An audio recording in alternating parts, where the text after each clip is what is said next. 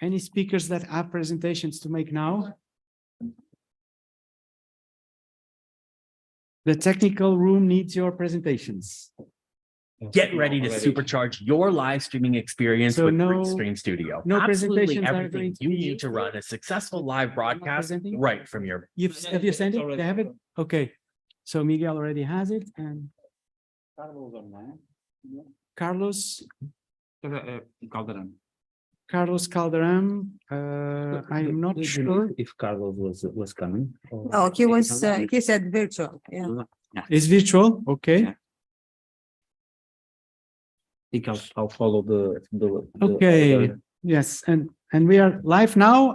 As I'm sure, I hope that speakers who are remotely, can you please identify yourselves by putting a guest speaker on your name tag, so we identify you on Zoom also, and we can kickstart the session any minutes now, as we have to fulfill a busy schedule today. So Ricardo Cruz Correia, it's professor at the Faculty of Medicine of the Universidade of Porto. Is also president in several civic platforms, associations, namely e-Mais, and a well-known teacher in this house, so it does not require further presentation for the ones attending here in presence. Ricardo, the floor is all yours. Okay. Thank you, Paul, for the introduction. So in this session, we are going to try to answer this hard question: how do interoperability standards impact health data quality? And in particular, what incentives would definitely scale up the interoperable sharing of health data? So somehow two very hot topics: interoperability on one hand and data quality on the other. So we are going to try to explore somehow how these two are connected, if they are helping each other, or on the other way around, they are somehow creating issues to one another. So the first presenter will be Carlos Calderon, and I think he's online, so he's not here. Is online already? Yes. Yeah. We see Yes, him. can you hear me? Perfectly. Yes, we can hear you, Carlos, loud and clear. Welcome to the hybrid meeting. Okay, thank you. Hi, Ricardo. Hello, Carlos. Well, I think you can start your presentation if you agree. Carlos is actually a representative of the Spanish Association of Health Informatics, but I think if Carlos is willing to, you can also present a little bit of yourself and your current roles. Okay. Can you see my screen? Yep. Yes. Yep. Okay. Okay, thank you for Health Data Forum for the opportunity to present this Spanish experience related of how can use standards of medical clinical information. In this case, my name is Carlos Luis Parra-Calderon. I work in public healthcare provider in Andalucia, in the south of Spain, working in the University Hospital Virgen del Rocío, and also I am the head of one research group about computational health informatics in the Institute of Biomedicine of Seville.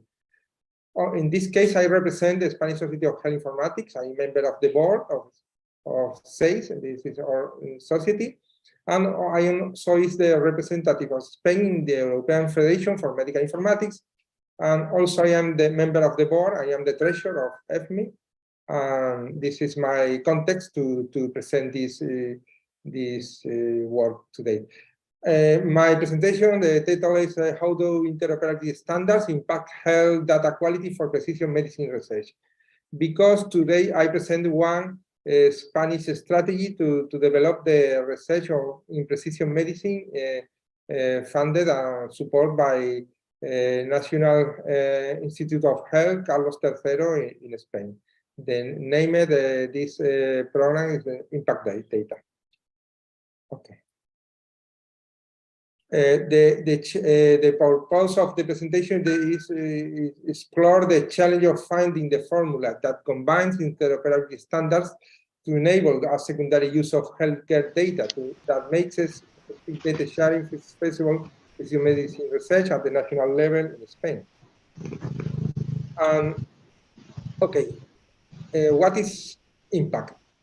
Impact study is a mission of the Spanish government to establish the pillars to facilitate the effective deployment of precision medicine in the Spanish national health system, ensuring scientific technical quality, equity, and efficiency using available scientific resources to answer the needs of citizens. This strategy developed three foundational pillars. Three pillars named impact predictive medicine, impact data science, and impact genomic medicine. Developed three strategies and connected with two transversal strategy lines, one related of ethical scientist integrity, and the second is related of internalization of the study. The program related to predictive medicine will set up a population-based multi-purpose cohort that will allow the integration of data on life habits, clinical information, genetic information to generate predictive models. We name it with difference, of course. It's all of us in Spain. All of us is the American strategy, US strategy related of cohort of the US population. This is in the context of, in Spain, this part of the strategy of impact. The genomic medicine program is the third pillar, but I will speak about our pillar related to data science and the last. The genomic medicine program will act in two main objectives. We will provide genomic support to the cohort, to the predictive medicine program, and also to provide services using technologies currently in the research framework through high-performance sequencing center to help diagnose people with undiagnosed disease. In this case, this second objective is support the healthcare. The impact strategy is related to research, but in this case, connect one objective of research with the needs of healthcare in this context. This diagnostic orientation includes rare disease, hereditary tumor, or rare tumor variants with no identifiable histological lineage. An impact data science program is I work in this. Will develop and incorporate the necessary technological tools to connect the clinical information in the broadest sense and the data generated in impact, to lay the instrumental foundation to anticipate the next leap in health protection, always from a research perspective. Sorry, the next paragraph is Spanish, but in the objective general is to develop the first iteration of the needed infrastructures and protocol to coordinate, integrate, and manage clinical data, in medical imaging and genomic, with the final objective to support, to develop tools, validate tools to support the implementation for precision and personalized medicine in healthcare system, and in the context of legal framework and organizational framework in Spain. Okay, but what is the relation between impact data and the Spanish Society for Health Informatics? The National Institute of Health, Carlos III, in the call for the data science program required it. The proposal must include an implementation and coordination plan with the national health system IT experts, including the participation of all the autonomous community and cities. In Spain, the public health care is delivered by regions. The regions are named in Spain autonomous communities because it's the names for the the governments at regional levels in Spain. This is healthcare providers, healthcare public providers are supported by autonomous community, supported by regions in Spain. The Spanish Society of Health Informatics, through an agreement with the Spanish Minister of Health, hosts the coordination of IT managers of public healthcare providers in Spain.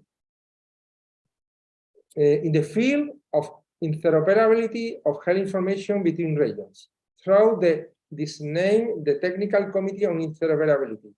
This technical committee is an official committee supported by the Spanish government to coordinate actions related to interoperability, and in the context of the agreement with the Spanish Society of Health Informatics. Impact Data also has an agreement with the Spanish Society of Health Informatics, and Impact Data participates by providing information advisor to this committee and receive feedback so that the Impact Data infrastructure must be viable and scalable in the national health system. This is the connection between Impact Data program and the Spanish Society for Health Informatics. And how Impact Data address the clinical information standard.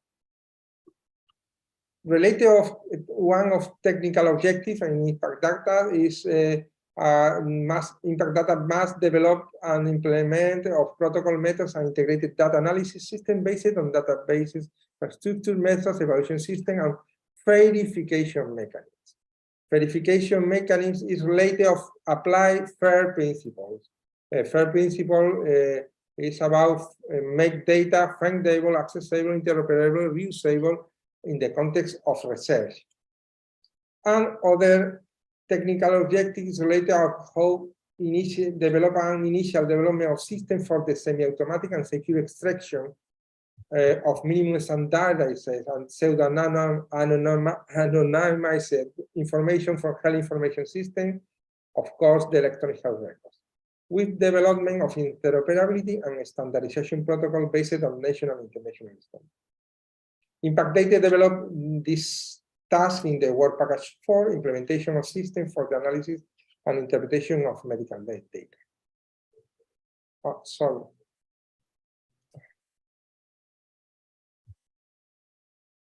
Okay. And the next final two slides is the more relevant about my presentation, I think, today. We developed some tasks in the context of this work package. This work package is currently ongoing, also this year and next year. But we developed two deliverables in the context of the work package, and we can present some conclusions and recommendations related of how can use a standard for the secondary use for clinical data for precision medicine research, and also what about the quality of data.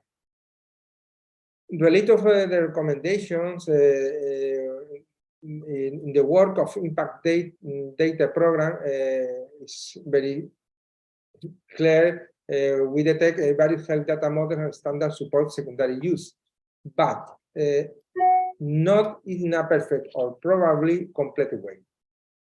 Any can support all the needs of secondary use for precision medicine research. And some solutions overlap in whole or in part with others in the solution space. Others, some niche standards respond to particular issues or problems, while others have a much more universal vocation, which perhaps make this less precise and addressing some specific issues. It's relevant, the type of use cases, because maybe in the future, when we continue to implement the need to work with data of different use cases, we will need change the combination of standards to address the best solution for precision medicine research in every use case. For example, it's not the same as addressing federal lending projects in which algorithms are executed in a distributed manner in nodes that will necessarily have to have homogeneous data model, as it is to address centralized aggregation projects in which the data model for analysis has a single location, but in which it's necessary to establish mechanisms for data transfer and above all to achieve a perfect conceptual mapping of the central model with different models existing each of the data providers. Okay, sorry. What about the quality of the clinical data? At the end, it's not very new conclusions. The quality of data in the system is critical to result correctness. It's clear. But we detect the relevance of connect and the feedback between the data source, the pipeline of secondary use for precision medicine research, because during the data analysis process in secondary use, we detect some needs to improve the quality of data or in the origin, in the data collection in electronic health record. We need to implement a specific process to feedback the problems at the end of the pipeline in the part of data analysis, and the application standard at source, of course, in electronic health records, of course, but also in secondary use. For example, it's not the same. We can use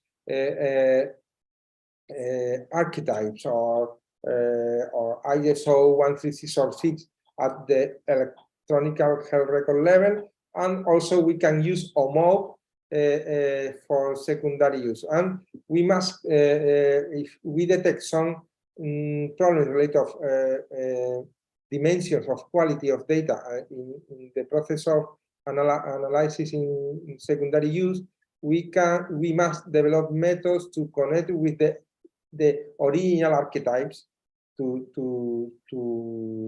detect in the origin the problem. I think this is one I think important conclusion of this first deliverable first work in the context of work package 4 in impact data related of how can apply clinical standards to precision medicine research. And that's all for my part, and thank you for your attention. Thank you, Carlos, for the presentation. I think we'll get the questions in the end. Maybe it's easier to maintain the timetable. And now we are moving to Catherine Chronaki. Do I need to move there? Well, if you prefer, you can move there. Catherine is currently the Secretary General of HL7 Europe, and it was until very recently also the President of the European Federation of Medical Informatics. So welcome, Catherine. Just the logistics. I changed the slides here, right? Okay. Yeah, you should. So thank you very, very much for the kind invitation. It's so nice to be in a person event here in Porto. It's a beautiful city and such a warm atmosphere, and I appreciate that. And I'm very grateful that I will be able to share some of my thoughts about data quality and the role of standards. So what is our role to play? And listening to Carlos earlier, I actually made a note. And the note I make is how important is quality at the source, something that was reiterated in the beginning in the great opening session, but also the feedback loop, going back, giving value back. But what is in my mind very clear in the question of this session about incentives is also the question of cost. To ensure data quality at the source implies a cost. And the question is, who is going to pay for it? So with this in mind, I would like to go into my talk and perhaps, could you point me to my, oh, there. Thank you. So let me project here.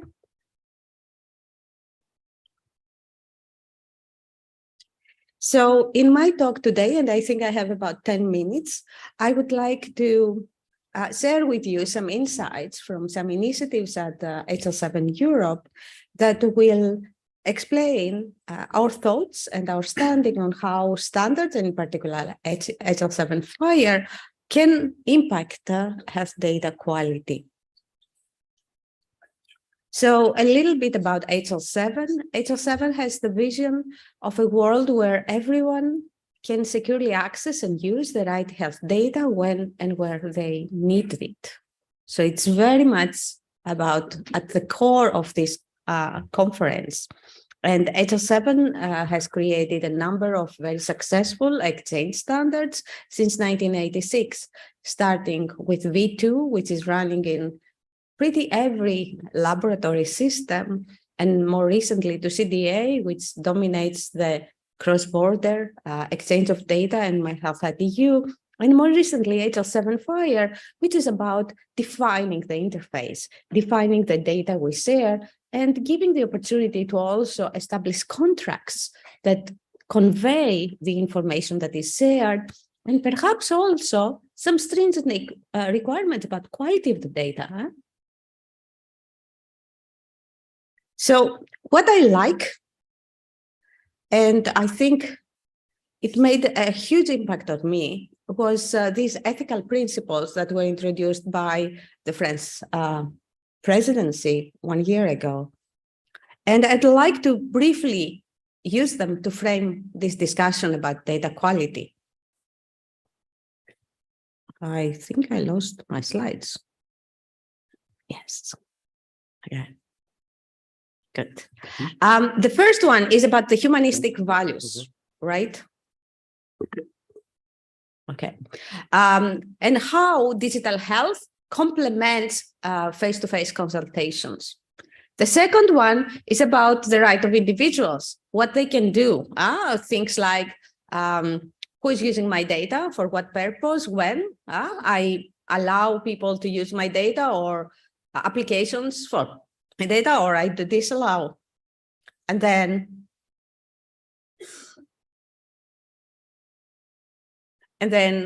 being inclusive about accessibility, taking into account the needs of people in terms of challenged individuals. And I will come back to you on that when we talk about drug labeling and APIs. And also ensure that they have the training. And this applies equally to the people that are creating the data and the people that are using the data. And lastly, a quite interesting and forward-looking aspect, the eco aspects, digital and green e-health. So the second point that I would like to use as framing is the basic principles of European health. The first and foremost is patient safety and privacy first. The second one is the trust, maintaining the trust between institutions and the people. And the last one, take into account that nations, European member states, have their own processes. And there are several regulations that underpin this. One of them that will be the topic of my presentation today is the European Electronic Health Record Exchange Format and the underlying standards. But there is the Strategy for Data, the AI Act, the Data Governance Act, and of course the upcoming proposal for a regulation on the European health data space. Last but not least, the NIS Directive on cybersecurity. But let me move on to discuss the first point that I would like to make, which is about the European Electronic Health Record Exchange Format, and for the purpose of this discussion today, how it relates to data and data quality. Yeah. So the Commission, in its recommendation in 2019, it said, go out and create standards and specifications for the exchange of laboratory data. That's critical for COVID, even if it was before, and the CDC, for instance. Go there, create a specification for imaging data and the reports. Go there and give us discharge reports for hospitals. Go there and give us patient summaries for rare disease so that we can actually benefit from this huge amount of people that are in Europe, 500 million. we can have people with rare diseases there, even though it's rare at the national level, and then fix the problem with the prescription and dispensation. So this is what they asked to the XE-Health project, which worked very closely with the health network and its structures. And then there is the European Health Data Space, which came later, and we need to see where these two meet. I hope that we will see more about that. But the key issue here is data quality. And my message here is that we need to solve two problems.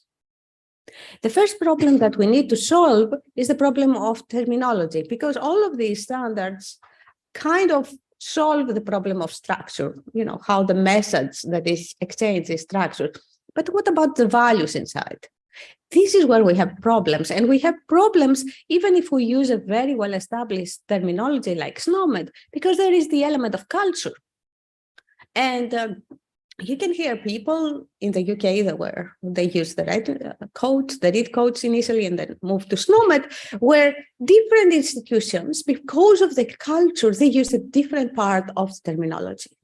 And that creates problems when you aggregate data. And we will hear more on that from WHO. So we need to pay attention in the language and the culture. That's my first message.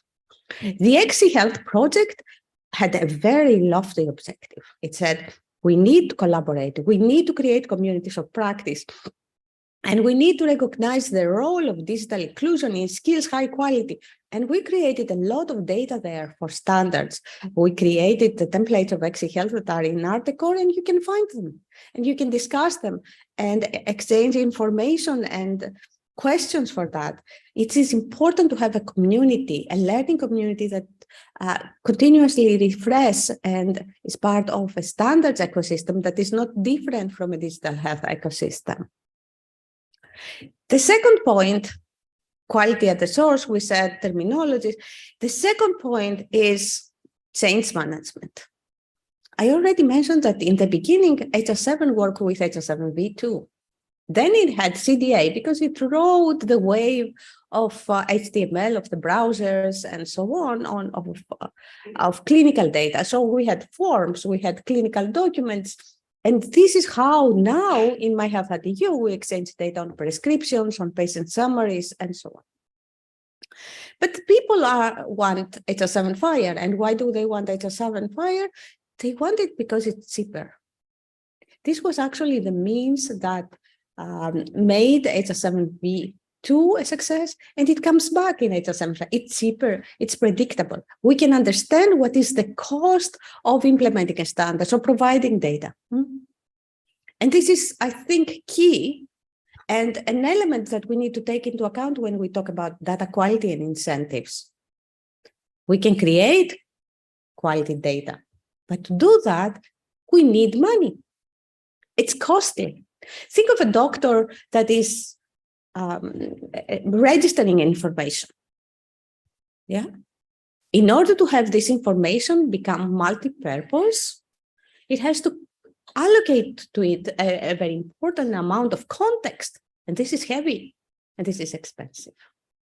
But XE-Health did take care of the issue of change management. And we did an amazing work even beyond the actual contractual obligations to make sure that the HS7 CDA specifications and the HS7 Fire specification both were coming from the same logical model, the same concepts, yeah? So even if we used a different way of representing this information, the information remained the same, and this is where the changes would happen, yeah? The second thing is the community. The third thing is the community. I mentioned the second and the first earlier. And here we actually create a pledge for people to support the electronic health record exchange format. And I think this is key in making standards work. We created a lot of hackathons for rare diseases and for chronic diseases. And I hope that we can continue with a larger community to support that idea for the electronic health record exchange format as we move forward. We have different pledges. And this, I hope, would outlive the Crossy Health project. So this is one particular aspect.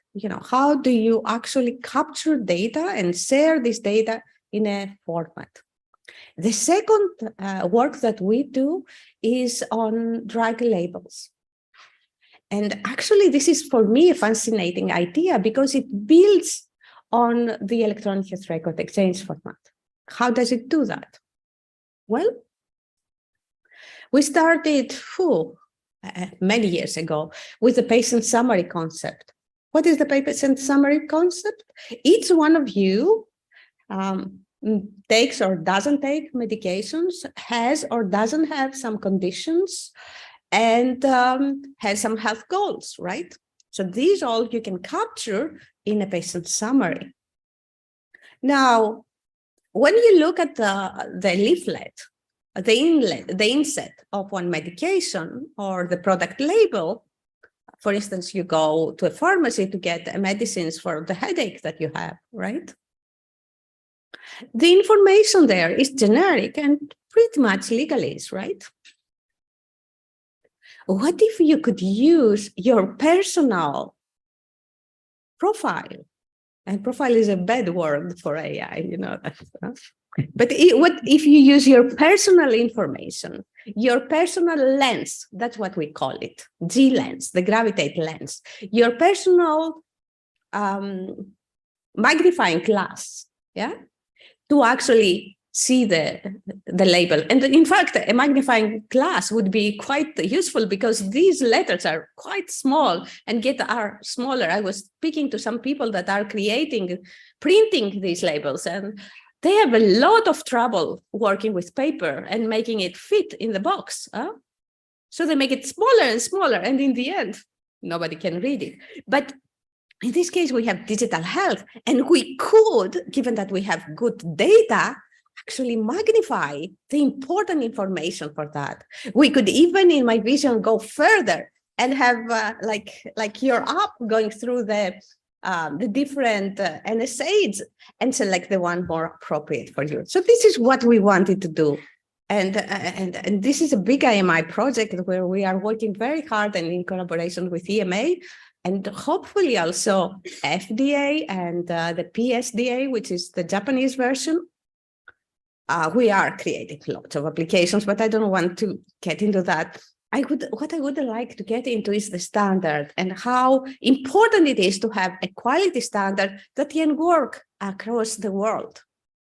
So in Europe, the EMA has 4: substances, products, organizations, substances. Yeah. So these 4 elements create databases. I forgot referentials. Substances, products, organizations, and referentials. Referentials are the value sets, right? So they have this information to support all the different functions that relate to data, pharmacovigilance, marketing authorization, so on. But this information is not available around the world. So what we did is we took these elements from the specifications of EMA and we said, let's add to that the information that is missing. The information about the product, the information about the substances. And that's the way you create a global standard. And we are testing that. We are testing it with SPL, which is the standard in FDA. We are testing it with the XML standard in Japan. And that's, I think, amazing because what we do here is that we are establishing a language. We are establishing a common culture for the standard to do what they are supposed to do in the information age. So that's my second, third, fourth probably point about cooperation. So to support this new mentality, which is standards as infrastructure for innovation, HR7 has changed itself. Yeah. And what change has happened to HR7 globally is we are supporting more and more the concept of accelerators. And accelerators is about working with the users to create these standards. And what I told you about the collaboration with EMA and FDA and PSDA, the Japanese, happened under one of these accelerators, which is called Vulcan, and it is about clinical research. So there is a route to create high quality data. And that's about understanding and learning and exchanging information. Yeah. So I know that I'm running out of time, so I would like to highlight what's ahead. So one thing is more work at the international arena. Another part of the work is working at the European arena. And right now, as the XXIX project is ending, we are looking at the next project funded by the European Commission, which is called Expand the AIDS. And many of the partners here are present. And one of the important topics there is quality of care, certification, support for the European health data space, creator of what is called XXIX, different groups. One is for standards, one is for different ecosystems, so that we structure a larger infrastructure of people that are capable to drive data quality. HL7 Europe in itself is doing one of these networks, and this network is Hospitals on Fire. And here we want to know more about how people are using the data. Remember what I said in the beginning, we need incentives, and there is a cost. And this cost of creating high quality data is probably the elephant in the room. Yeah, how, who is trained to do that? We are talking a lot about data science and research, but you need the data to do that. So who is creating the reliable, high quality data? Who is paying him or her? Yeah. So we have the standards, but we need to use them. Yeah. So workforce is critical. Yeah. We need to be able to train these people, and I'm glad for the International Masters of Digital Health that was recently also acknowledged and accredited by EFMI. I think the different institutions need to pay attention to the data work. There are a lot that people that engage with the data quality need to do. And training and reskilling on standards, interoperability, and data quality are paramount. So from an HL7 Fire perspective, it is important to establish this common language and challenge the status quo. It is also very important to create a level playing field for experimentation, friendly to extension and instrumental to evolution. And that's where we see a network of standards organizations playing a huge role. There is also the aspect of maturity and management of change, because nothing remains the same. And I like the title of the conference, which is Dynamic Complexity. Even if you take a picture today, the data is different, right? So how do you deal with quality? This is something we need to be able to understand and cope with. From an HL7 Fire perspective, we have the accelerators, and we have an environment where we can create and share information about implementation guides. We have sandboxes where you can test and you can play with the data so that you can develop the concepts and the competencies that needed to deal with that. So these are my key messages. And if I may highlight one thing, data quality is at a cost. And we need to understand what incentives are there and who will pay for this cost. And in the end, what is the return of investment? Yeah.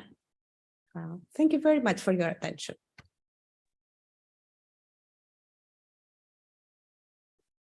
Thank you, Catherine. Again, please start taking notes on the questions, and then in the end, we'll have an opportunity to discuss with you. Now we are moving to Robert Jakob, that I think it's online. Robert is the team leader of classification and terminologies in the WHO. So, hi, yes. Robert. Hi, hello. Thank you for this invitation and giving the opportunity to talk in an arena where normally WHO is totally forgotten, and I've seen this in the earlier presentations. So let's have a look at ICD and the WHO family of classifications that really is a cornerstone in health information, and that has been around for quite a while. The classifications and terminologies is a mandate of WHO. We were just hearing about, oh, let's work together on terminologies and standards. Well, WHO has been asked to do so and has been doing so for statistics, for epidemiology, for data analysis, for standardizing of nomenclature, and has done so for the past many years. And the requirement, on the other hand, that we have from a WHO side, so that everybody can use our products, is that this kind of information standards are an open international public good with free access, free of charge for all users. However, agreed, somebody has to pay for this, needs to want to pay for this to some extent. Well, we have the WHO membership for this in order to make these things happen. The other thing is, of course, always the question, why do you collect information? There was a person, it was Mr. Wingert, who standardized SNOMED some 50 or 30 years ago, who was saying a data collection without a purpose is a useless data collection because you may be missing a variable that you are interested in. So let's think on why do we encode content? Why do we have highly structured content at all? Then the other tools need to be multilingual, the standards need to be evidence-based, and there should be collaborative, reliable development and reliable maintenance. Now, ICD is one of these global information standards, and I'll show later. Unfortunately, ICD is always put in the corner of some kind of sclerotic skeleton for some crazy statisticians, but this is no longer the case. It has really changed with the ICD-11. And it is concerning to see that information infrastructures are built in high-resource countries, looking backwards on ICD-10 and rather looking forwards on modern technologies like 11. Now, ICD is independent of language of culture, is an international product exactly as required just now, and it has been made clinically relevant and scientifically updated. It is an integration of terminology and classification by mere needs of using it in an electronic environment. And don't forget, it has been around for 150 years. And while data were still transported with paper and later on diskettes and now electronically, it has been there for data recording and reporting and analysis. Now, when we look at what areas of data are covered by WHO needs for national and international reporting, we see here a whole chunk of big ones. That's the big wave. Then we see a little bit smaller chunk. These are the kind of health-related, health financing, health resources components. And then we have something that is put a little bit on the corner that is something more futuristic, where we have to see whether these desires that are currently existing can be fulfilled. But one thing is important to make sure that somebody who's providing health documents things only once, and that's where we are talking about interoperability. Also, I have to say, I don't like this word very much because it doesn't mean much in the end. Now, while developing, for example, ICD and also the WHOFIC, we looked at some core use cases. And yeah, we have cause of death reporting in place with a lot of context. We have all these other use cases without mentioning them individually, ranging from clinical documentation until primary care.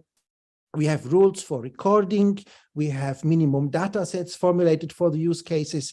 We have rules for coding, rules for reporting, and even diagnostic and therapeutic algorithms that are currently in the process of being stepwise digitalized with the accelerators. And it's a little bit scary to see that essentially things are reinvented, and I'm not sure whether the initiatives that were mentioned earlier are taking into account these existing recommendations by WHO.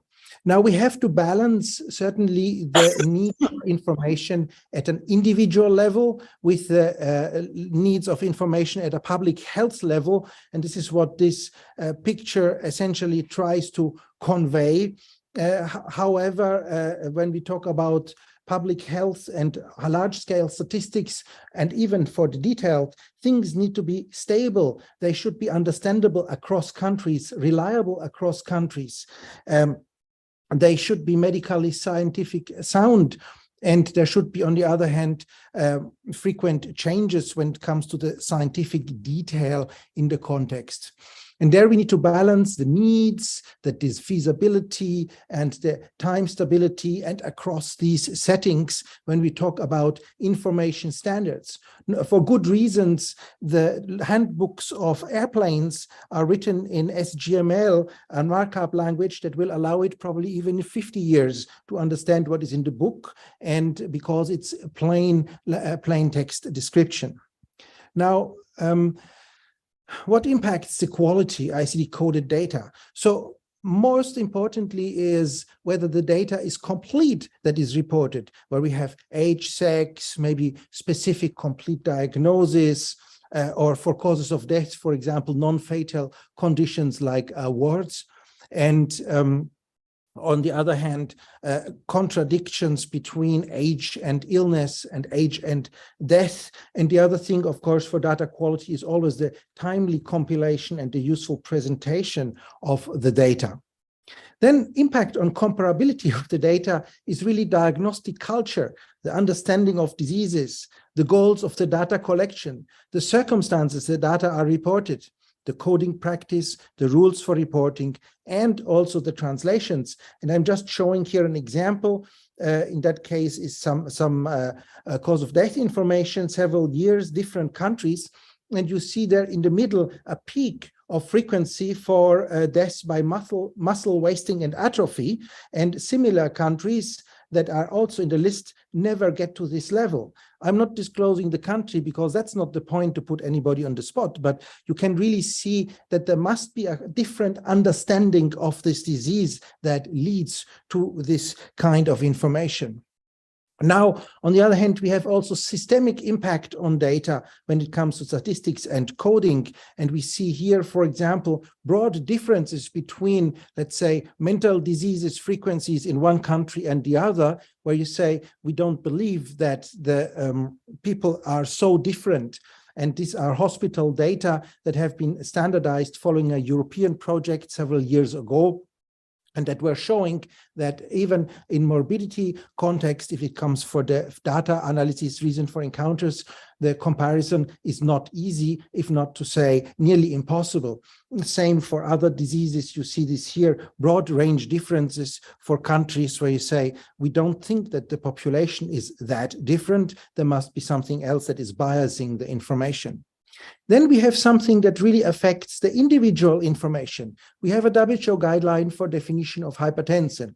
This is wonderful, and you would expect that the world is wonderful. But what are we transmitting in interoperability if we then see that highlighted here in blue, for example, the threshold values for hypertension are eventually slightly different between countries. So we will have, in that case, this the American Heart Association, many more people with hypertension than in other countries. And if you get the individual file of a patient with hypertension diagnosis, it may turn out that maybe in another country, it's even not considered a hypertension grade 1.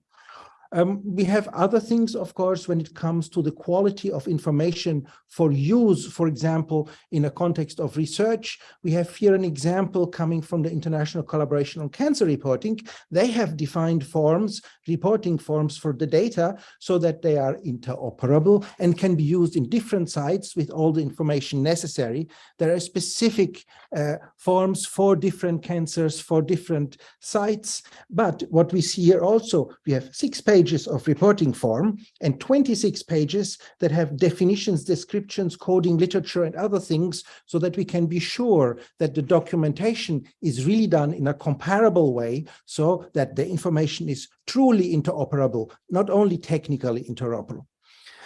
We have the reality that says the poetic richness of the medical language with all its nuances never can be easily processed by machines, or maybe yes. We have many terminology systems. Some are huge, others are small. Maybe they should be linked. And the other question is certainly, would we look at natural language processing instead of drawing on complex terminologies that are too big or too small? Now, then there is a data provider impact. And that is what was mentioned earlier also, I think, in this session, where we say data input is in many places dropped on the health workforce.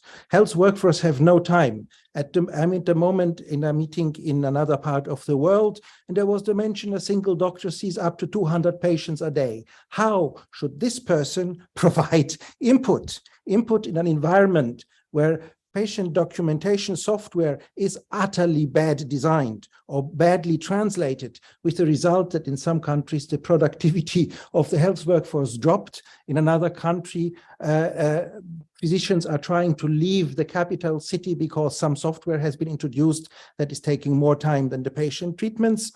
And then we have, of course, the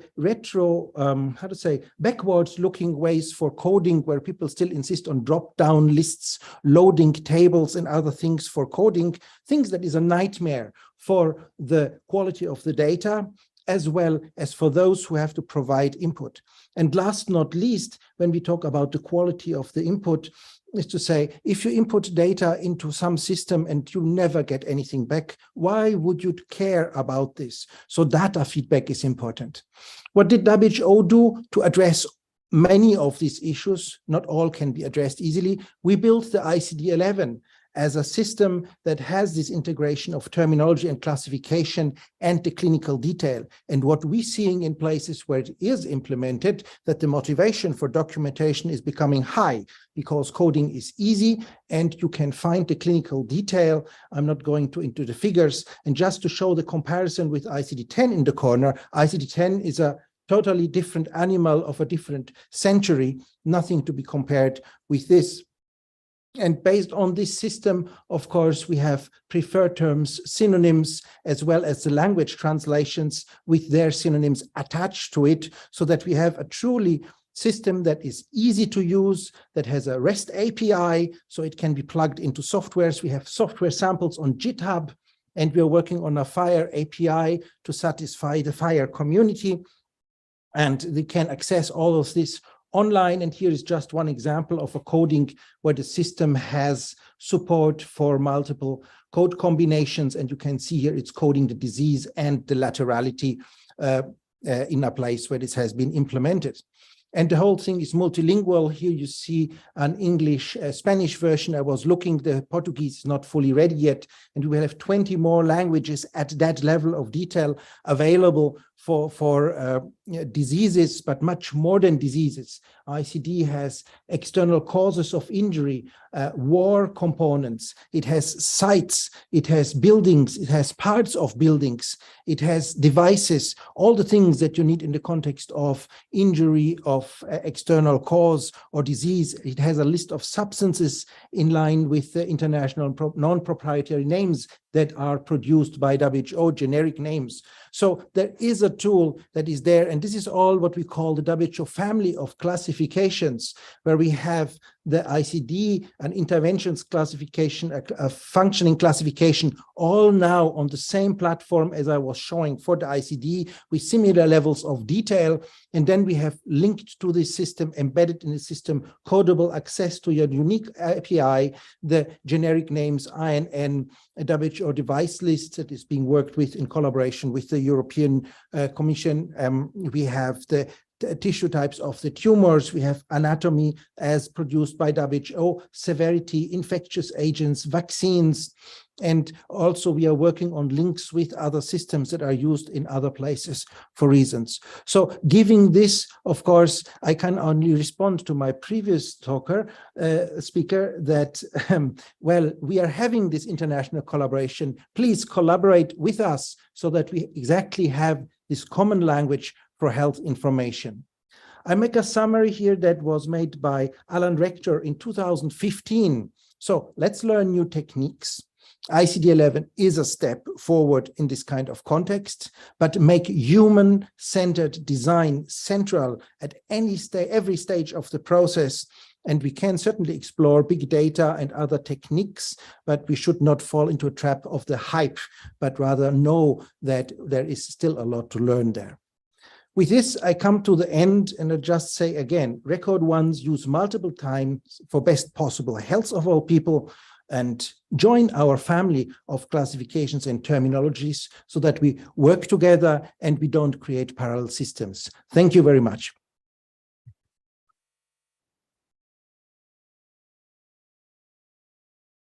Thank you very much, Robert, also. I think we are, again, moving to the next presenter. Now it will be Steve MacFeely from the WHO. Again, from the WHO. MacFeely. Sorry.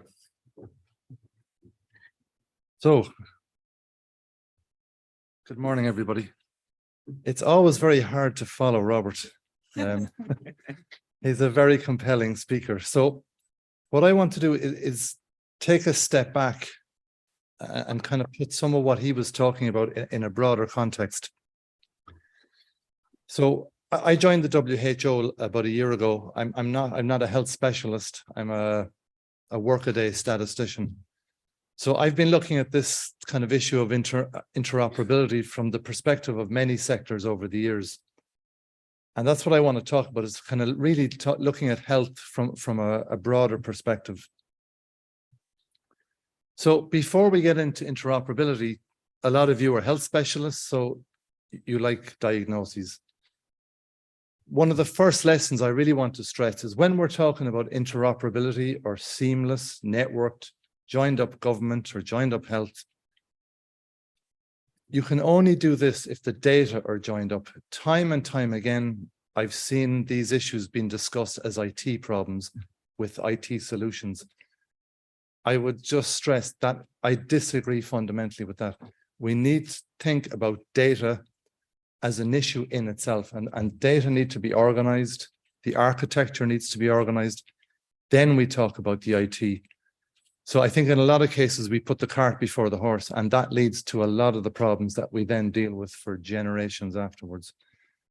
I've quoted, this quote is from a paper that I wrote. This paper was actually, it was like an open letter to the Irish government about how to design an interoperable system in Ireland, like really looking at organizing public sector information in an organized way. And I think most of what's in this paper, even though it's specifically written for Ireland, really kind of, it applies to almost any sector and almost any country. So how do we achieve networked or seamless government? Well, first and foremost, I think we need to start thinking, we need to start taking data seriously. Data in the digital world, in a digital economy, we are talking about data all the time, whether we realize it or not. When we're talking about machine learning, when we're talking about artificial intelligence, anytime we use the word digital, we're actually talking about data. So it's this massive cross-cutting issue, and yet it's not taken seriously. I think it's not understood by a lot of governments. So before we get into the mechanics, what we need, if you look at the green hexagon at the top, we need good data governance. People need to be reassured that their data is being treated with respect. It's been treated, if it should be confidential, it needs to remain confidential. So we need safeguards in place to do that.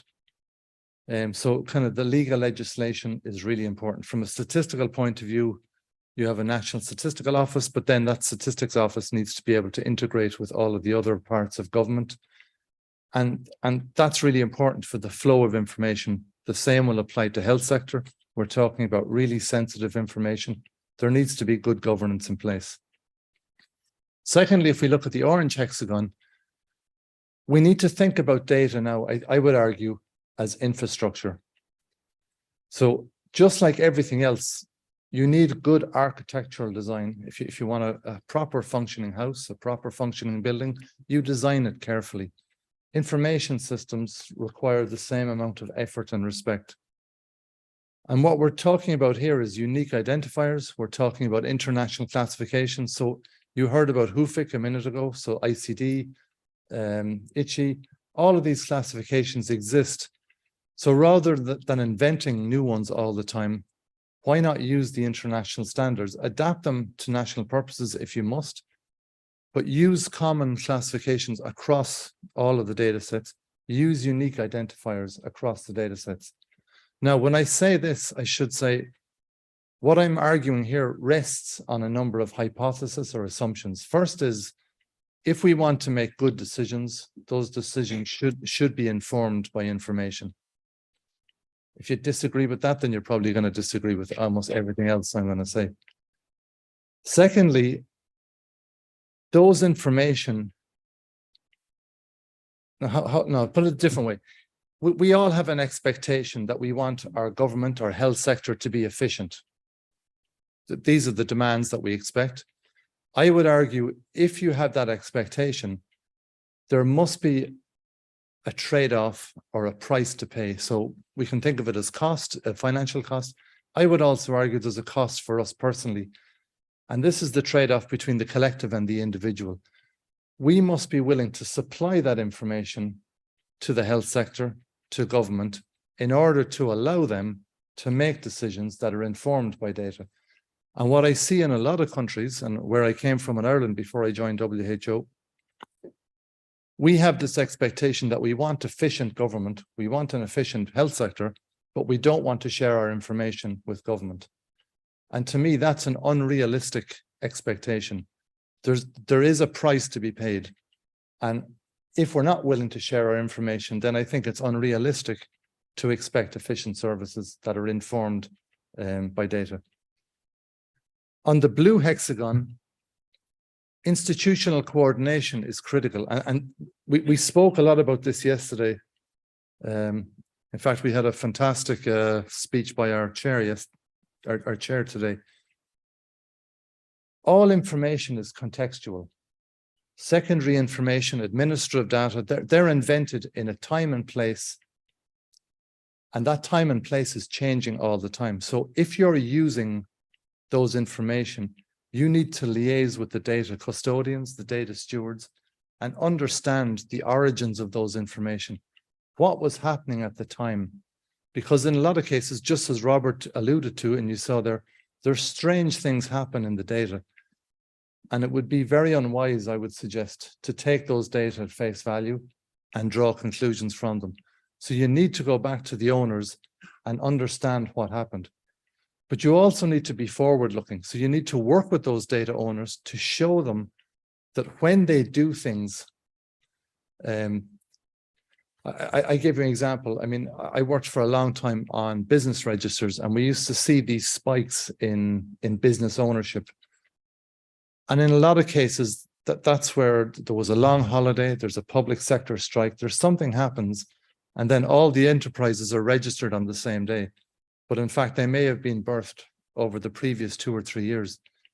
These things have an impact on the data. So it's not just being careful about using the data, it's actually working actively with the custodians to make them understand and incentivize them to help them think about the data as an asset, as something that they really need to work carefully on. Another issue, just as a bit of a distraction or a bit of a sideways high route, but a lot of what we're talking about with secondary data, and this will apply to health data too, it began as public sector, and now increasingly we see sectors being outsourced. It's very important, I would argue, if we're outsourcing former public services to the private sector, that the private or the public sector retain ownership of the data.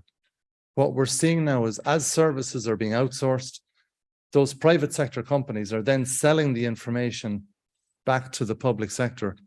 And that's really inhibiting research. It's really inhibiting informational flow. And I think these are things, when we think about changing systems, we need to think about the implications on the data. Yeah, so to conclude then, just to come back to a point I made a while ago, I think not just in health, but in other sectors, we really need to have an adult conversation about the trade-off between efficiency and privacy. I would argue different countries will be on different points of that spectrum. but we have to be on that spectrum somewhere. That there's a price to pay, and I think there's a lot of unrealistic expectations, and I think that stems from as well maybe differences in our views between collective and individual health and well-being. So I'll stop there. Thank you.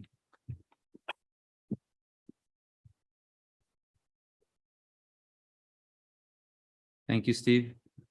I think we can now open for discussions. So I don't know if somebody wants to make a first question to this panel, and also online, Paulo. So I'm striking online. okay. So not yet. Apparently, everybody was very clear, so no doubts. Okay.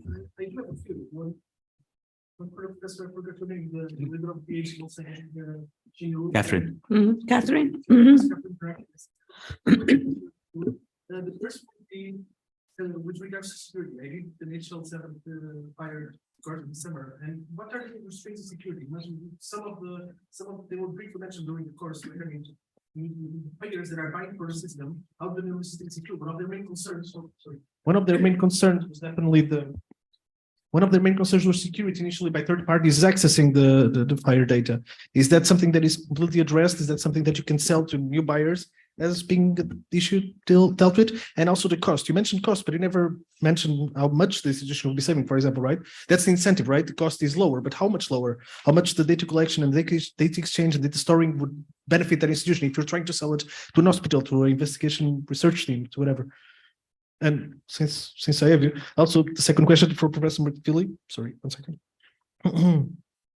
I'm actually doing a master thesis with Professor Ricardo as my mentor on data standards in investigation centers in Portugal. Right now we have 23. We're still going to start in January collecting the questions and collecting the answers and whatnot. But one of the main issues is nobody has really any idea of the different institutions. In Portugal, we have 23. Originally, I got incited to do this master thesis based on the European data, the health data space, and nobody knows how institutions are storing different data, even like what kind of data are they using. And for example, the R part of the FAIR process is always going to be tricky until we actually have a European-wide or even worldwide way of sharing information. It's not going to be reusable for most institutions if they're storing it different ways, if they're collecting it different ways, that they're not sharing with each other or with other institutions. Most of the investigation centers they get from the hospitals they're associated with, and there is no actual sharing between them, right? Unless you know somebody or you have a friend here or there that can give you some more data, right? How can we fix that problem as well? Thank you. Thank you. You can answer slower. Yeah, I can answer a little bit slower, but many thanks for your question. Let me answer actually these questions together. If I understood your question, to repeat it also for the audience a little bit slower, you asked fire and security, where do they stand? And cost and fire, where do they stand? So let me take these together. The most important thing about fire, which took the world by fire, is that it wasn't anymore an esoteric health sector standard, but it was using the infrastructures that we every day use, like the internet, like SOAP, like GET and PUT. So it was structures that were there, which means that you did what you do in the API world, in the application programming interface world. You externalize costs. So many years ago, cost externalization became the norm in what we call platforms. And you can name Facebook, you can name Amazon as the leader there. So you externalize cost because you say to people, here is the interface. Here is my door. We can have a contract and we can use it. And you can use this door to develop your own innovations. And you can help me also meet your needs. Yeah. So it was a kind of a collaborative negotiation about services to be given and opportunities to innovate. Yeah. So in essence, the cost is part of how big this interface is. And it could be measured in transactions, or it could be measured in interfaces or resources to use fire speeds. But it can be associated with the services provided and the return on investment. So we need a framework there. And I think this framework will actually answer the question that we are having in our hands, which is what are the incentives for data quality? Because the higher the data quality that you provide, the higher the return on investment, right? So you will be able to absorb the cost. The same thing holds, and I really like your ending statement there about efficiency, yeah, is about security. Security is also externalized in fire.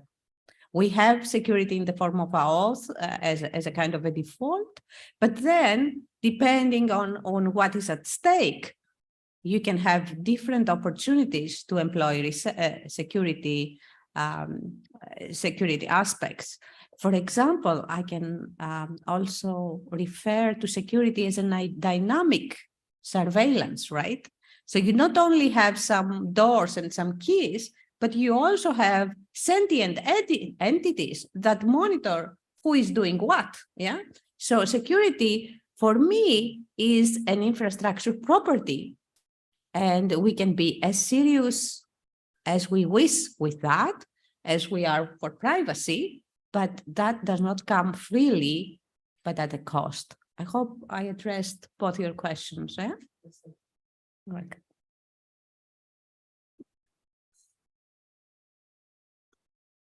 I really don't know how to answer your question. The implications of what you're asking are really far-reaching. I'm involved in work at the moment at the UN around international data governance. So if we start with the international flows, that in itself is a really complex issue. Because you can look at data flows from a number of perspectives. So for example, at the moment, the World Trade Organization are looking at data flows from a commodity perspective. So they're looking at commodifying data. From my point of view and from a developmental point of view, data are much more than a commodity. So the idea that we would regulate data purely from an economic commodity perspective is really worrying. So that's one thing, and that creates a lot of disincentives because, you know, a lot of people then don't want to share data because they think, well, if I transmit it to a jurisdiction where data protection is loose or non-existent, then, you know, that data could end up anywhere. So the international aspect is really challenging. But even within the country, I mean, the point you make, I think applies to every country. I mean, despite all of the information that's sloshing around, we don't know a lot of the really basic stuff. And I mentioned this yesterday. I mean, there's all of this complex work going on within the health sector. And yet basic births and deaths remain an enigma for large parts of the world. And within each individual country, there'll be pieces of basic information that you'll be scratching your head wondering, how is it possible we don't know the number of institutions or what data they hold? It's not unique to Portugal, I'm afraid. It's everywhere. I mean, what we do about it, I don't know.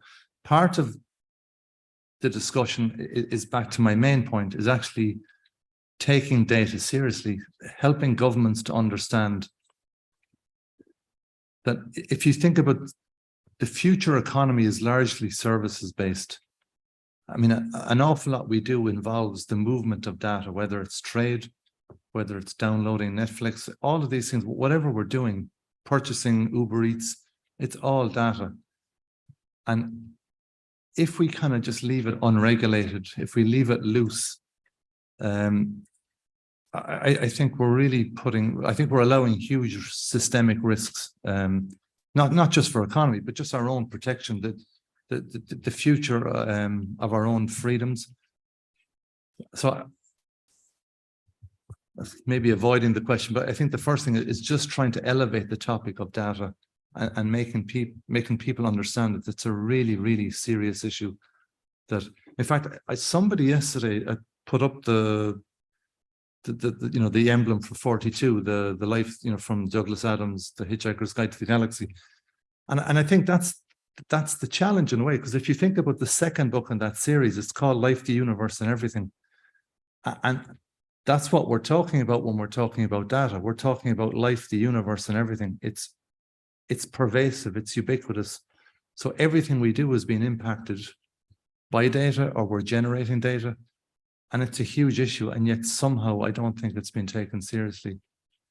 So I don't know if that even begins to answer the question you asked. Do you think that incentive of actually being able to use other research departments or other institutions' data would be enough for people to try to converge to certain standards of use? And by the way, yeah, Professor Ricardo mentioned that a few times. I'm actually reading the Restaurant at the End of the Universe now. really good book series. Yeah, well, I mean, I see within the research community, there's movements now towards, you know, in order to publish, you have to make the data available. And I think that's probably a good thing, but that's back to governance again. We have to make sure that that's done in a proper way. I mean, it's a big challenge for us. We're now about to launch in the coming months a World Health Data Hub, which is a portal for making all our statistics available in one place. There'll be a data lake sitting behind that where we can store a lot of really sensitive microdata. And a big challenge is how to regulate access to that, because every piece of data, every data set's bespoke. The conditions under which those data were collected will vary from data set to data set. And the terms and conditions on those data have to be respected. And that's a really challenging piece of governance for any institution, including WHO. Thank you. We have questions here also in the room. Okay, maybe we'll just. Thanks. Question to Catherine. My name is Ravi Shankar. I work in WHO. I support the GIS Center there. About the FHIR and HL7. I know that we had been talking about this internally within WHO, also with our colleagues with the digital department on this.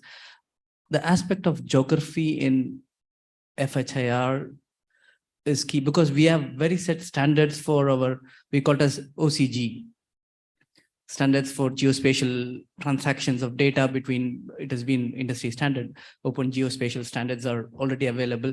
That's how we transmit through a REST API or through transactions for including satellite imageries or admin boundaries, the names of the settlements and things like that. So how do you, from your perspective, you feel that should we move all our data into FHIR HL7 standards, or still we can maintain there and have interoperability? Yeah. I don't have an answer because I also got introduced to FHIR very recently, might be 2-3 years ago, and we are trying to figure out our way with our colleagues to see to have an amicable solution for this. Thank you. Yes, thank you for this question. I think I alluded to my previous answer. There is a big movement worldwide, which is the API movement. The API movement is the movement to create application programming interfaces. So rather than giving access to a database, give access to a slice of the database that we control, so that we separate the part of the backend from the front end. So in the backend, you can change everything you like as long as you maintain the interface. Yeah. So this is a way also to deal with legacy systems and so on. So HL7 Fire, pretty much like CDA was a child of HTML, is a child of APIs. Is a child of this movement to talk about the interface. I know there is a lot of talk about creating databases and based on Fire, but what predominantly Fire is this contract about the interface. And the different accelerators that I showed in my talk are ways of taking specific use cases that are real world use cases into Fire, yeah, introducing implementation guides, introducing sample anonymized data to play with, and accelerating the process of jumping in on Fire and delivering services that work. And most importantly, something else that I didn't say a lot about, but I think it's paramount, is maturing the standard. So accelerators are incubators for maturation of standards. So for example, taking back the geographic information systems work. I know that there has been a lot of work with health and geography systems, for instance, showing the development of an epidemic, right? Things like that, or geolocalizing COVID instances. I'm not sure what exactly the developments that relate to fire is in this space, but I could certainly see this relating to the public health accelerator that is called Helios. But I would point you to go online and check that Helios accelerator and see to what extent it can support your needs. Thank you. Okay. I think we have two questions from online. Maybe Paulo, we can say both. I will. Now we have more.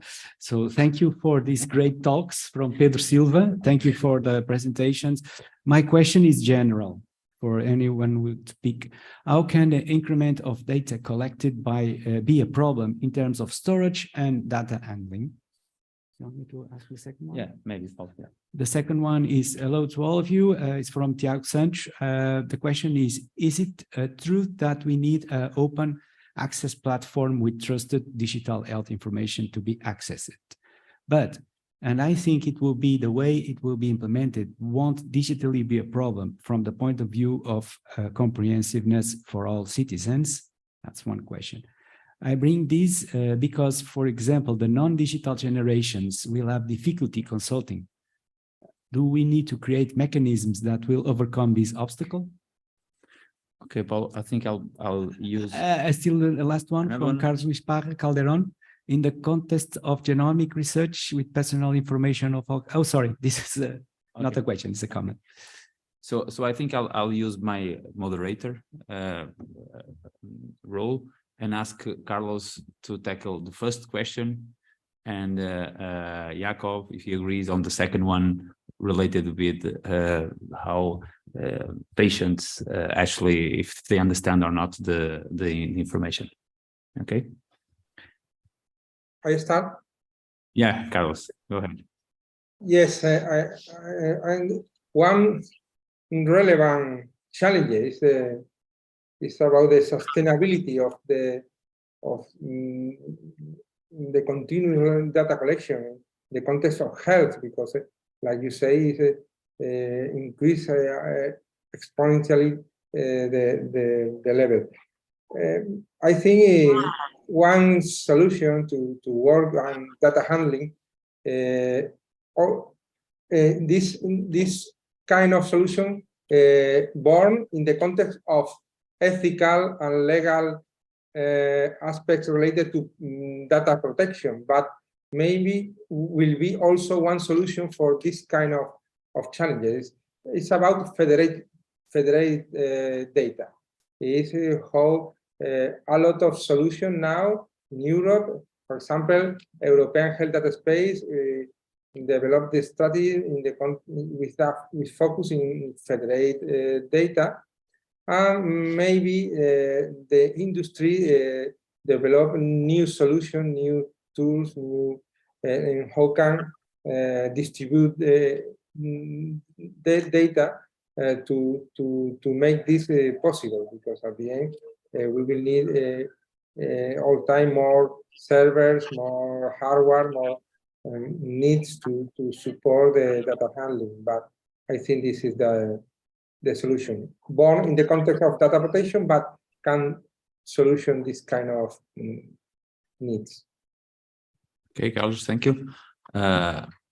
Robert, Jakob, do you think you can answer the second one? Thank you. Well, the second one with digital not savvy people not being able to access the data is certainly a point.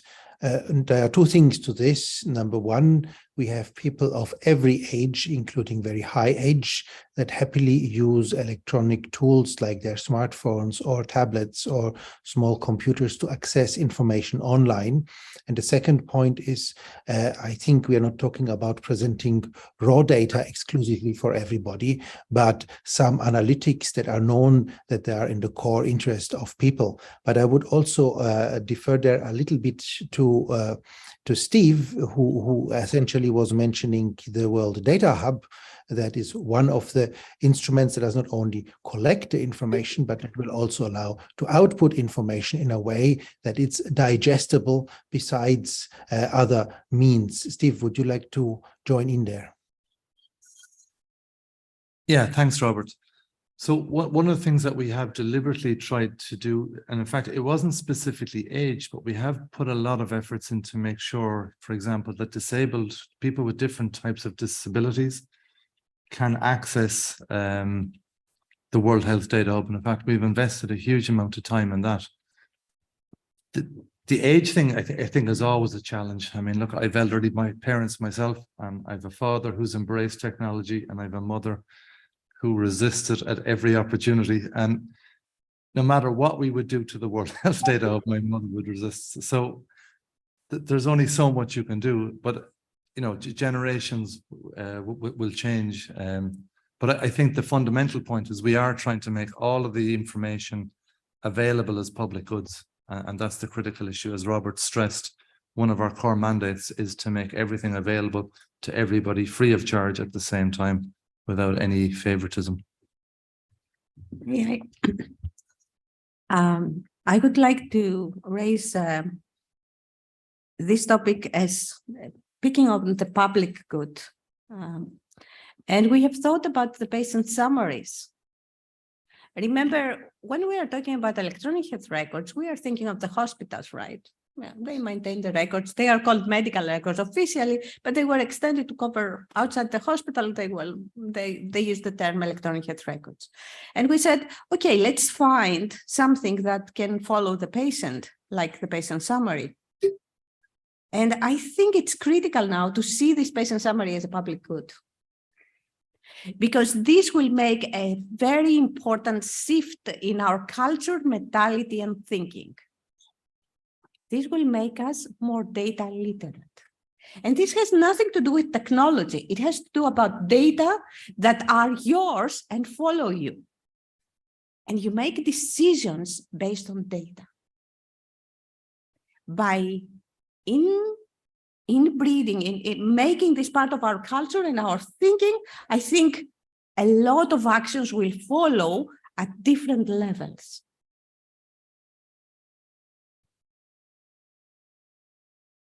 Thank you. And one last question, or two.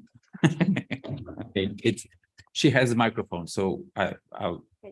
I think it's fine. Hello, I'm Josefina. I'm studying in the Master of Medical Informatics in Porto with the Professor Ricardo. And thank you very much for sharing your experience. And I have two questions for Carlos and Catherine. The one is with possibilities does nutrigenomic have to be incorporated in public health or HL7? That's the ones. And the second, everybody talks about personalized health. And my question is, what is more expensive, personalized health or public health? Because if we haven't money, what are we going to do? I didn't understand the first question. I understood the second about the gap. Yes, I asked which possibilities have nutrigenomics to be incorporated in personalized medicine and public medicine for everybody. Yeah, no. Maybe Carlos can answer the first question. Huh? It's very close to you. Can you hear me? Yeah, sure, Carlos. Okay. Yes, in the set of standards we managed to apply in precision medicine research in Spain, of course, we will apply FIRE, and now we work with FIRE and to align with one new standard to ask questions related to genomic information. This standard is Beacon. Beacon is one standard developed by Global Alliance for Genomics and Health, and in fact, in the context of impact, we started and analyzed the possibility to develop one implementation, FIRE implementation guide to apply beacons in we start the first exploratory study. We don't connect formally with HL7, but I think we soon will connect it. With other hand, we also explore the possibility to apply the OMOP on Fire initiative, and how can use Fire and OMOP data model to in the context of our in this OMOP more oriented for clinical information, but Beacon is specifically for genomic information. I can share information about this. Thank you. Yeah, on the topic of public health and fire, I would like to say that the recent developments with COVID made public health more real time. Yeah, they actually increase the granularity of the information. As they become more granular, it also has a stronger link to clinical informatics, to healthcare. And I think it is an important change that we need to foster and cultivate further. And to that effect, I think HL7 on Fire can be a catalyst. Thank you, Catherine. And the other question?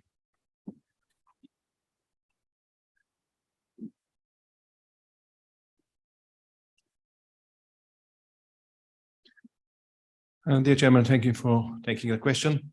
My name is Krastev. I'm professor at Sofia University, Faculty of Mathematics and Informatics, and want to make a short comment about what we witnessed today and yesterday, actually. In my opinion, in some of the lecturers consider data as in too abstract terms, while data is always concrete. Second, we have raised the question on the issue of the value of data. Data indisputably has real value because it's used for decision making, and a lot of companies actually don't agree to provide in the private sector, as mentioned in the previous lecture, don't agree to give for free this data because obviously it will give competitive advantage to others in the market. And in my opinion, you should focus on implementing standards, as it is actually the topic of the current session. And this way we can avoid depending on the free will of this or the other hospital or health information system for providing data. Rather, it will be legislation that makes providing data obligatory according to standards, as we have heard here, the implementation of the ICD terminology, SNOMED, and other standards that make data specific to health, and it is rather different from data in other sectors. This is obvious. And as mentioned by Mrs. Chronaki, the IPS standard is subject to implementation not only by FHIR, but for instance in OpenEHR or in the ISO 13606 standard, and it makes creates an issue that all these implementation, physical implementation of the IPS standards should be compatible with each other, and this is another issue that we have to focus on. Yeah. Therefore, I think we have to focus our attention and the people that have really the power to implement terminologies and standards national-wide in the European Union. And it is a really cost process that takes a lot of effort and costs. For instance, in Bulgaria, it is difficult to translate SNOMED or ICD, the terminology. It should be a matter of legislation, and the people responsible in the government for implementing these standards should be involved in this subject. Therefore, my question is, what are the efforts of, for instance, of the World Health Organization or also, for instance, Mrs. Chronaki perhaps will take attention for implementing these terminologies and standards nationwide in the European Union. It would help to, for instance, implement cross-border exchange of e-prescriptions, the IPS, Otherwise, this will be a great obstacle for implementing this trans-border exchange of IPS and e-prescriptions. Yeah. Thank you. Maybe. I'm just going to ask for us to be short now. Yeah, I can because be quite short on my side. In different initiatives in Europe, terminologies are taken seriously. HR7 affiliates in national governments are implementing terminology infrastructures to make this happen. On the part of collaboration and indirectly also answering to Dr. Jakob's comment earlier, there is a big effort in the Joint Initiative Council to include also WHO as an observer. This is a forum where HR7, IHE, SNOMED, LOINC are participating. So recently there is a move to change the bylaws so that we include observers, and WHO is the reason that this is happening. So I do hope that the future discussion on the IPS will include all these entities so that we can actually make things happen irrespective of the actual flavor that one chooses to implement things. Thank you. Just to complement, if you allow me, I remember working on the APS standard because I'm part of a team that implemented the APS standards in OpenEHR and 13606. We had a big problem, by the way, with the with the drugs, the IDMP standards. They have been implemented for years, and up to my knowledge, they are still not in Bulgaria, for instance, they still are not implemented. The Bulgarian Institute of Standards has not made the necessary steps to implement it countrywide. I expect it to be so in other European countries. So this is a big issue also because you cannot create the IPS, as you mentioned, the record without having the terminologies. The IDMP are critically important for this standard. Thank you. I think Jakob also wanted to make a comment, right? So regarding the implementation, we are supporting countries that request this from us. In the implementation, we are not funding the implementation, but we're giving technical instructions, training materials, and other elements so that implementation can happen. And we don't have yet a Bulgarian translation, but I see there Slovak, Slovene, and some other languages. So I trust we'll find also method, and Hungarian. So I'll trust we find a method also to have Bulgarian included in the translation effort, that you can use the ICD and its companion classifications. For the international patient summary, yeah, it's unfortunate that this design has been made without WHO. It's good that WHO is there. It should be there as a partner, as it's a standards organization and not just as an observer. So, and that what was said I think 2 years ago when the conversation started, that we are a standards organization, so we should be there as a partner. That's a separate discussion, but that we also can make sure that in the specifications of the group, the relevant standards that are established are taken into account, and also the parameters that are necessary to provide then useful information, as Steve was saying, are complete. Otherwise, you will collecting something.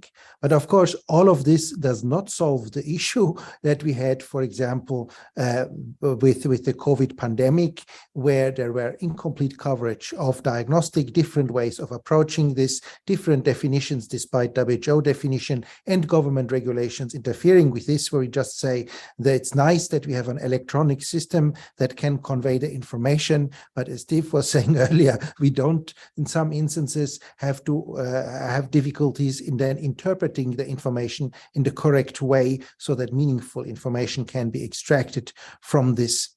Back to you. Thank you. Thank you, Jakob. And I think, sorry, Paulo, we're going to extend a little bit more because it's not that often that we have these people and 100 people, half of them here, the other half online. So let's take advantage of that. Yeah, thank you. Hello, my name is Cristóbal Bernardo, and I work as a project manager in Vaya Software, an SME IT company from Spain. We are participating in the EDEN project. And I have also another question out of this data quality. we had the opportunity to work in a European project with state-of-the-art technologies, cell sequencing technologies particularly. And these technologies generate a vast amount of data. And the researchers need the raw data to perform the analysis, the pipelines, and also the machine learning algorithms. And my question is, what is your opinion about the use of cloud technologies in the healthcare systems? Because I think that these technologies are,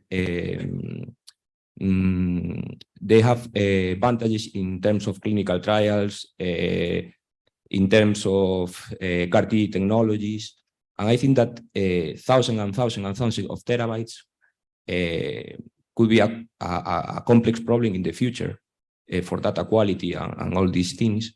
And perhaps the cloud technologies could be a solution, but I don't know the opinion of the healthcare leaders in this regard. Thank you. Well, I can just tell something on top of that. It's a dangerous question because cloud technologies can mean so many things. I'm not really sure if we can answer as a whole. But I imagine that at least there is the legal part, then there's the infrastructure part, and the capability of processing data. So, well, I invited the people here maybe to address one of these if they feel. I don't know if Carlos, Jakob, or our book today is about interoperability standards, not about cloud.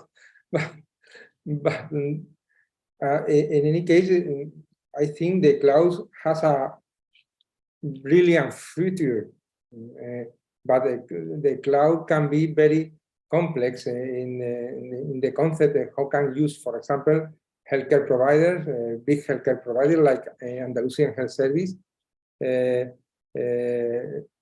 can develop his roadmap about storage data in the context of cloud, but can combine different level of cloud and different privacy and limitation to the access. Also, part of data on premise and part in some cloud.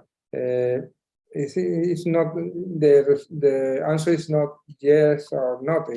I think in the future we will use cloud, of course, but in all time we will need to improve the security measures, but not only for cloud, also for all kind of systems to storage and handling data. Thank you, Carlos. Jakob? Yeah, so while cloud depends exactly what kind of cloud, what do you do in the cloud? And so, for example, our coding engine and infrastructure runs on the cloud. On the other hand, because some countries or some places have concern about data safety, confidentiality, and other things, we of course have an offline package that then can be run on local computers, local servers, so there shall be no concern. And in this, the other side, one can say the cloud for data storage. Well, we have a tool that can check the quality of your national statistics. But for example, this is deliberately designed in a way that it does not automatically store the information. It still runs on the cloud, and it clearly displays that we don't save anything from that. But still, there is an offline version to solve the concerns. And I think the most important point is that Steve made earlier, that people need to be convinced that their data is handled in a confidential way with good governance, and that's then not a question of the cloud, but of the governance of the data there. Over to you. Yeah, may I add also the efforts of the European Open Science Cloud, which is something that in my capacity as EFMI past president, thanks to the effort of Carlos Parra, our treasurer, has been associated with the European Federation of Medical Informatics. So this is a European effort to coordinate and govern the research data on the cloud. And I think this is an instance of this fundamental shift that we have towards more data governance. Thank you. I think we can close now. Well, first of all, I had a lot of questions here for you, so it won't be today. But just two or three last comments. I think that one thing that we are actually trying to move forward without saying wide open is that we are aiming for somehow a common language, which is something very hard in this area. And I think at one moment we will need to talk about education, because if one way to tackle with part of this is try to teach the health professionals in particular, and actually all of us as citizens, on this common language. So this is something that I think we should also start to discuss about. Another thing is that I think there is a really big difference between data collected automatically and data collected by humans. Some of the issues regarding data quality are typically addressed to humans, to data collected by humans, where actually you need to interpret the data, and others that's collected by machines. It's a little bit easier, I think, or at least the data quality issues are different. And so I think that we should start to understand that two different data sources also need different ways to address this. And as far as I know, the data collected by machines is growing much faster than the other one collected by humans. So we also need to look at this. And finally, and this is more for the people concerned with databases and more of the informatics part, we really need, in my opinion, to move to get new ideas on how to store data on a very low level. It's, at least for me, it's very strange while we still have to transform everything into floats, integers, strings, and dates and booleans, which is in the end, everything seems to, we need to transform everything into this. And most of the people that I see working in IT, in health, these are, when you talk about data types, these are the things that come to their heads. And these are, I would say, too basic. They are too basic stuff. We need more complex things. Some of these standards have already started working on, they have different types of data types, more complex and more appropriate to health, but they are not taught. Most of the people that work with these things, they don't speak this level. They still speak booleans and integers and floats, which is very basic stuff at least I'm concerned. So again, thank you very much for being present until almost 1. And we are 100 people, both online and here. So thank you very much. Back to you, Paul. Thank you so much. Maybe we can close now the live stream session. Thank you so much, Zoom participants. Thank you so much for so many people watching us live online. This was really a very interesting parallel session, attracting lots of interest. Be advised that the lunch is going to be served in the U restaurant for the participants with badges. Please take your badges to the lunch restaurant. In the reception here of the upstairs, they can provide you directions where it is the U restaurant. We have to be back in 45 minutes, I'm afraid. So even less or a quick lunch, and then come back as the session starts in 45 minutes. Thank you so much. Goodbye for now.